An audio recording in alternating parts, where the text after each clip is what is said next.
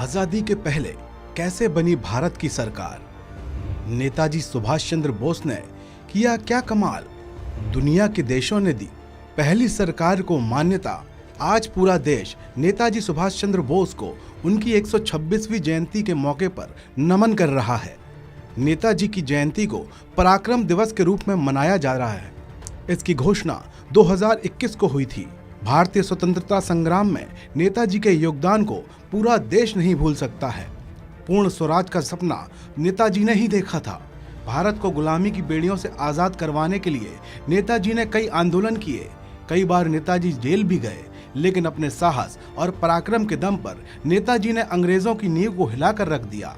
नेताजी ने अंग्रेजों को चैन की नींद नहीं सोने दिया था। क्या आप जानते हैं कि नेताजी सुभाष चंद्र बोस ने हिंदुस्तान की पहली सरकार का गठन आजादी से पहले ही कर दिया था? हमें आजादी 15 अगस्त 1947 को मिली, लेकिन उसके करीब 4 साल पहले ही देश की पहली सरकार का गठन नेताजी ने सिंगापुर में कर दिया था। वो खास दिन था 21 अक्टूबर 1943 का, जो हर देशवासी के लिए खास और ऐतिहासिक है। इतिहास के पन्नों में दर्ज तथ्यों के अनुसार उस वक्त देश में अंग्रेजों का शासन था, जब 21 अक्टूबर 1943 को नेताजी ने ये कमाल कर दिखाया। इसके बारे में किसी ने सोचा भी नहीं था। तभी उन्होंने सिंगापुर में आजाद हिंद सरकार की स्थापना कर डाली। इसका मकसद था अंग्रेजों को ये संदेश देना कि भारत में उनकी सरकार का कोई मतलब नहीं है और ये देश अपनी सरकार चलाने में सक्षम है। आजाद हिंद सरकार बनने से देश में नए जोश का संचार हुआ, क्योंकि यह अखंड भारत की सरकार थी। 4 जुलाई 1943 को सिंगापुर के कैथे भवन में हुए समारोह में राज बिहारी बोस ने आजाद हिंद फौज की कमान सुभाष चंद्र बोस को सौंप दी थी, जिसके बाद इस सरकार की स्थापना हुई। जापान ने सबसे पहले आजाद हिंद सरकार को 23 अक्टूबर 1943 को मान्यता दी। इसके साथ ही जापान ने अंडमान और निकोबार द्वीप समूह आजाद हिंद सरकार को दे दिए, जिसके बाद सुभाष चंद्र बोस ने इसका नया नामकरण किया। अंडमान को शहीद द्वीप और निकोबार को स्वराज द्वीप का नाम दिया गया।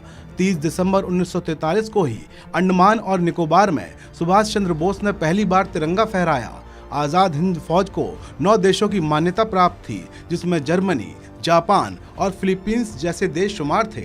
कई देशों में इस सरकार के दूतावास थे। सुभाष चंद्र बोस भारत की पहली आजाद सरकार के प्रधानमंत्री, विदेश मंत्री और रक्षा मंत्री थे। वित्त विभाग एस सी चटर्जी को, प्रचार विभाग एस ए अय्यर को और महिला संगठन कैप्टन लक्ष्मी स्वामीनाथन को सौंपा गया था। आजाद हिंद सरकार ने तिरंगे को ही अपना राष्ट्रध्वज बनाया था। रविन्द्रनाथ टैगोर रचित जन गण मन को राष्ट्रगान बनाया था। अभिवादन के लिए जय हिंद का इस्तेमाल होना शुरू किया गया था। 21 मार्च 1944 को दिल्ली चलो के नारे के साथ आजाद हिंद सरकार का हिंदुस्तान की धरती पर कदम रखा। आजाद हिंद सरकार के पहले प्रधानमंत्री के रूप में शपथ लेते हुए नेताजी ने ऐलान किया था कि लाल किले पर एक दिन पूरी शान से तिरंगा लहराया जाएगा। नेताजी सुभाष चंद्र बोस के नेतृत्व में आजाद हिंद सरकार ने कई योजनाएं हर क्षेत्र से जुड़ी बनाई थी।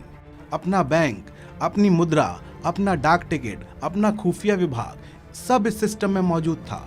आजाद हिंद बैंक ने 10 रुपए के सिक्के के साथ 1 लाख रुपए के नोट तक जारी किए, जिसमें सुभाष चंद्र बोस की तस्वीर छपी हुई थी। जापान और जर्मनी की मदद से ये नोट छापे जाते थे। इसके साथ ही महिलाओं के लिए झांसी की रानी रेजिमेंट का गठन किया गया, जिसकी कमान कैप्टन लक्ष्मी स्वामीनाथन यानी लक्ष्मी सहगल को सौंपी गई। तो इस तरह से देश में आज़ादी से पहले सरकार का गठन हुआ। इस खबर में अभी इतना ही। आप बने रहिए वन इंडिया के साथ।